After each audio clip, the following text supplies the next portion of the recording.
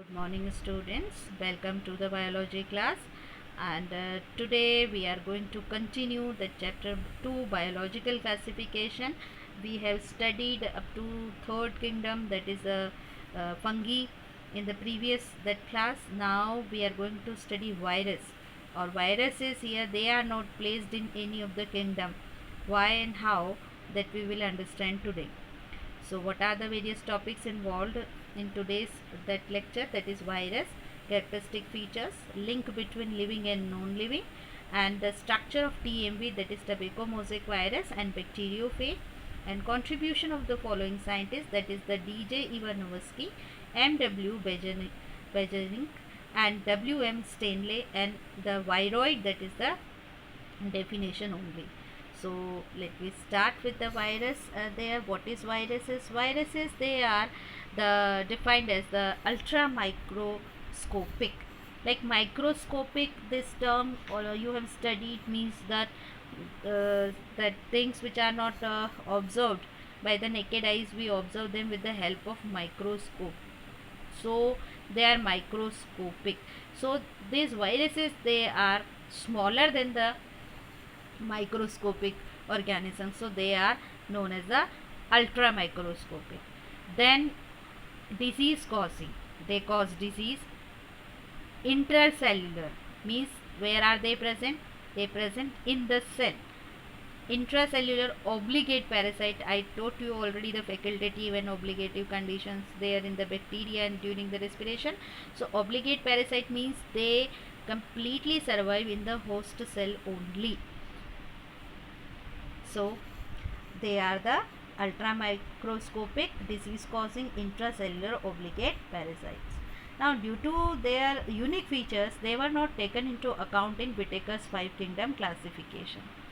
Now viruses were not known to the biologists for a long time. Reason is there due to their ultramicroscopic structure. Now credit for the discovery of viruses goes to the scientist, that is the Russian scientist Ivanovsky in 1892, who demonstrated that the sap of leaves infected with tobacco mosaic, that is a disease, tobacco mosaic disease, remained ineffective after passing through the bacterial filter. Means bacteria, they means filtered through the filter paper, but still that sap was infecting. So it ruled out the possibility of the bacterium as the causative agent. Then the Dutch that biologist, that is the Bejerink, in 1898, he confirmed the findings of Ivanovsky and called the fluid Contagium vivum fluidium. What is the meaning of this phrase Contagium vivum fluidum? Means contagious living fluid, means still it is contagious or infective, and he coined the term virus. So means some that thing is present in the fluid which is causing the infection, and that particular that substance, it is named as the virus. Then next that work we will study, that is done by WM Stanley. In 1935, an American biochemist, he isolated pure crystal of tobacco mosaic virus, that is TMV, and concluded that the viruses are made of nucleoprotein. For his work, he was awarded Nobel Prize in Chemistry in 1946. So students, learn this that contribution of scientists. This is very important. You will see at the last page of the syllabus also certain abbreviations and contribution of the scientist also. So you have to learn it. One question of 4 marks is compulsorily asked in the question paper about the contribution of scientist. Now we will study the general characteristics of the viruses. Viruses are ultra microscopic, as I said you already. Ultra microscopic, may have the size varying from 10 to 400 nm. These are obligate parasites, cause disease in plants and animals, do not have cellular organization. Okay, no cell wall, no nucleus, no cellular organization. They do not show any metabolic activity when they are outside the host. So means they are being active only when they enter into the host cell. They multiply within their host cells and use host metabolic machinery. They are composed of nucleic acids and surrounded by a protein layer or a protein coat that is known as capsid. So only nucleic acids are present in them. Which of the nucleic acid? So nucleic acid may be the single stranded DNA. SS means single stranded.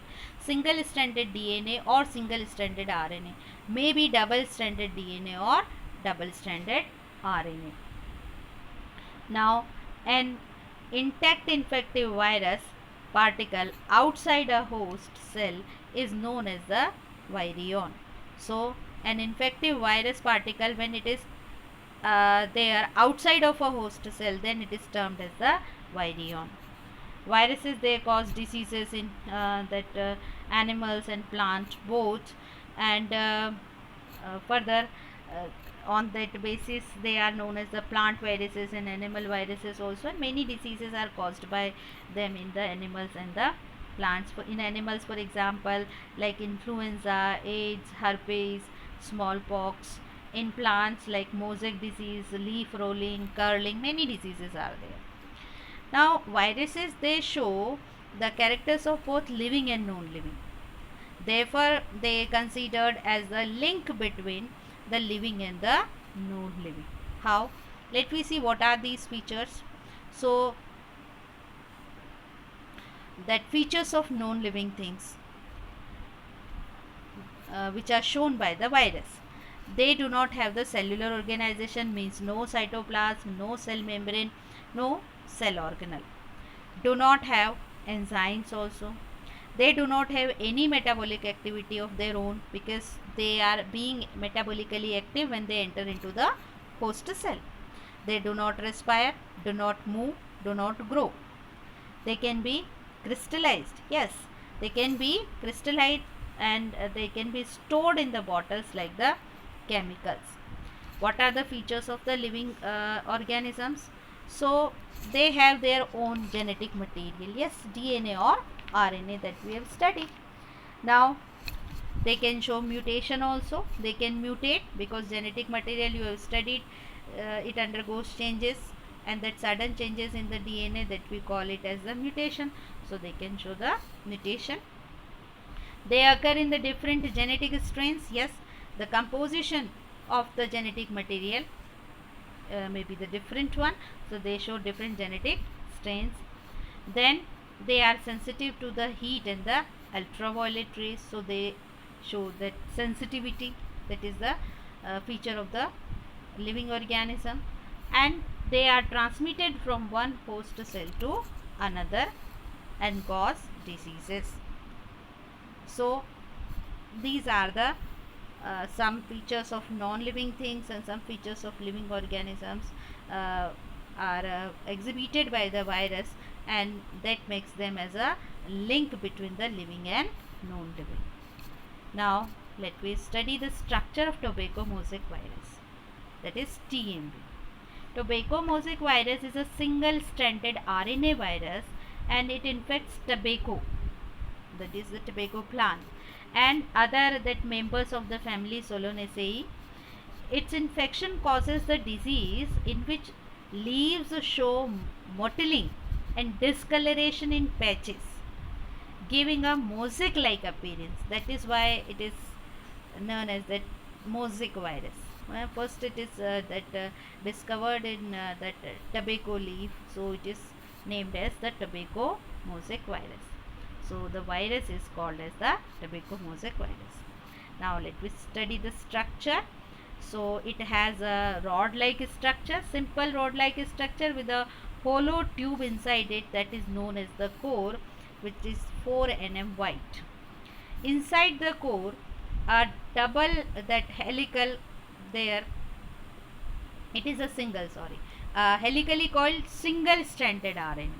So it has a helically coiled single stranded RNA molecule and the diameter of this that RNA helix is about 8 nm, and the length of this RNA molecule is more than the capsid. Capsid is the outer covering.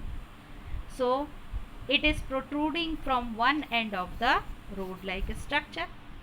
You can see this RNA, it is longer than the body.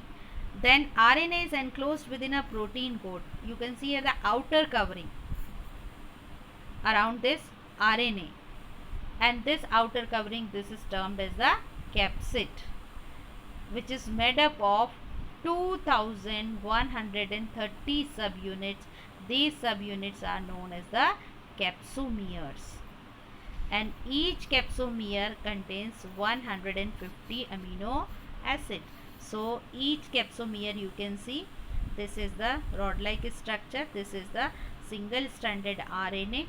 Inner side the core is present, in which the single stranded RNA molecule is present, and this is capsid, that is the outer covering. And this capsid is made up of means many that capsomeres, that is 2130 subunits. And this capsomere, it is, each capsomere is a graph like structure containing the 150 amino acids. You can see it looks like the bunch of the grapes. So this each that capsomere has the 158 amino acids. This is the structure of TMV. So practice the diagram of this TMV and study this structural point also. Then we will study the bacteriophage. What is bacteriophage? Bacteriophages are the viruses that infect the bacteria. Yes, viruses that infect the bacteria, they are termed as the bacteriophages. Frederick Trott and Felix D. Harrell in 1917 independently they discovered the bacteriophages. Bacteriophages that attack E. coli, that is Escherichia coli, a bacteria, are called coliphage or the T phages. And Max Delbruck, he named these coliphages as the T even phages, that is T2, T4, T6. You can see the even numbers are there, and T odd phages also, that is T1, T3 and T5. So this is all about their discovery. Now the structure of the T4 bacteriophage you have in your syllabus. So the virion of this T4 bacteriophage has a tadpole like structure. You can see that is the tadpole, that is the larva of the amphibia group. So tadpole is small fish like structure with a polyhedral, that head which is connected to a helical tail region. This is the tail region, with the help of a neck and the short collar. The head region, further, this is the head region. This consists of double stranded the DNA in it, and surrounded by the protein coat. That protein coat is known as the capsid, and this capsid is made up of about 2000 capsomeres, which are the smaller units. Neck consists of, here this is the neck region. So neck consists of collar like structure. It connects head with the tail region. So this is the head region, this is the tail region. It is connected with the help of neck, which consists of collar like structure. Now further, this is the region of the tail region. Now the tail region, it has an inner hollow tube. Internally it has a inner hollow tube through which the viral DNA is injected into the host, and outer side you can see the sheath. This is the sheath. So sheath is surrounded by a contractile sheath made up of 24 annular rings. Further, distal end of the tube is connected to the hexagonal basal plate with spikes at each corner. You can see these are the spikes on this basal plate. Then 6 long, you can see here 6 long tail fibers arise from this basal plate. So 1, 2, I'll show you again. Here you can count here 1, 2, 3, 4, 5 and 6. So 6 long flexible tail fibers arise from the basal plate, which helps in the adsorption to the bacteria. Means with the help of these tail fibers, bacteriophage attaches itself to the wall of the bacterium, and these tail fibers, they can recognize the specific receptor sites in the host cell wall. Means they can identify the type of receptors in the cell wall of the bacterium to which they attach. Now this is the structure of the T4 bacteriophage. So learn the diagram of the TMB also and this bacteriophage also. This is T4 bacteriophage. Now what is viroid? So viroid is a circular molecule of single stranded RNA without a capsid. You know students, you have studied what is capsid. Capsid is the outer protein layer made up of capsomeres. So this is absent in this molecule. So this is a circular molecule of the single stranded RNA, and it was discovered by T.O. Diener in 1971, and it causes several diseases in the plants, for example potato spindle tuber. So you have only the definition of the viroid in your syllabus. So students, revise all these terms, and this is the that simple topic. In the next that class we are going to start the next kingdom, that is the kingdom Plantae. So revise the topic and ask your doubts.